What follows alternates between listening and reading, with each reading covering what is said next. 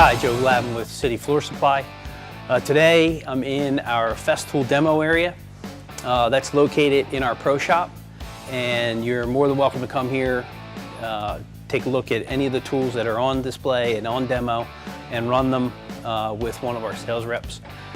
Today we're going to discuss the MFT3 table that's here in front of me. The MFT3 table comes two ways. One is what you see in front of you with the miter gauge and fence, not the clamps, but also with the FS 1080 track. The MFT3 basic table is really just a plain table with the MDF top. The MDF top, why the MDF top? MDF top is going to keep the table straight, strong. It's going to resist warping and cupping, and you're going to continue to have a flat surface throughout the life of the table. The other beauty is this table's meant to be cut into. So when you're using the track saw, the TS55, in order to get that zero clearance effect from both the track edge as well as the table, they want you to cut into the table. So beautiful feature of the MDF is that that'll keep a nice sharp edge without splintering. After the table is cut into a bunch of times or chipped or scarred or enough where you need to get a new surface, you simply flip it over.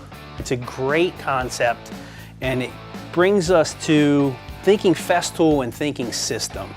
All of the Festool tools work together as a system, and for instance, the track saw riding on the table, also the track saw itself, this on a floor to cut a floorboard. The surface of this MDF table is non-slip. So you could run that track on this table. You can position pieces of wood on the table without them moving. Again, it's all safety. You can make mitered cuts on this table. You can use tapered cuts from 0 to 3 inches on a board that you would normally put on a table saw. Take off the fence, take off the guards, snap your line and run it through, and trust me, I've seen guys come in without digits. So this is about safety, and it's about system. So why the holes in the table? The holes in the table allow for dimensional measurements. They also allow for all of the clamping systems that Festool has. They have these neat clamping elements, and they attach almost like dogs in a woodworker's wood shop bench, and they fit through the hole in the table and screw in from underneath. So you could spin that in any direction you want it to make the clamp, particularly if it was a round piece. For here, we just have a 4-inch piece of oak. I mean, you couldn't get any simpler, right? You're gonna ratchet it in, and that's it. It's not gonna move anywhere. And the beauty of these clamping elements is they are less than 3/4 of an inch in thickness. So if you were to use a tool like our ETS 150 palm sander, you're not gonna sand the clamps. Again, it's system. And we wanna stay safe, so we have dustless. We wanna stay efficient, and the table allows us to do that. So when we sand, we're above the clamp and we won't ruin the clamp. Other clamps that are available, these screw clamps.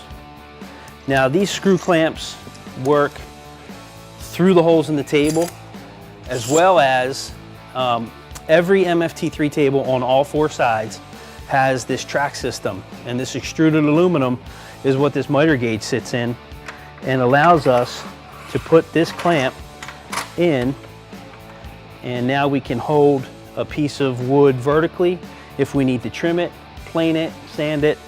Very easily done when it's on an edge surface. If we need to have a quick release, we have quick release clamps as well. Very simple system through the table,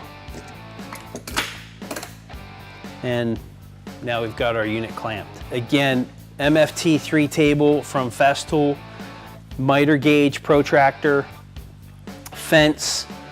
We have a positive stop here that's also adjustable depending on if we want repeated cuts at different lengths.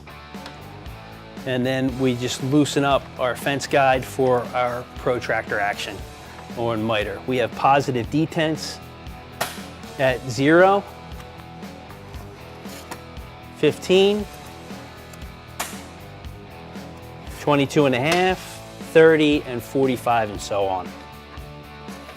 So again, the engineers at Festool really have thought of just about everything. Everything to make us systematic, safe, and efficient.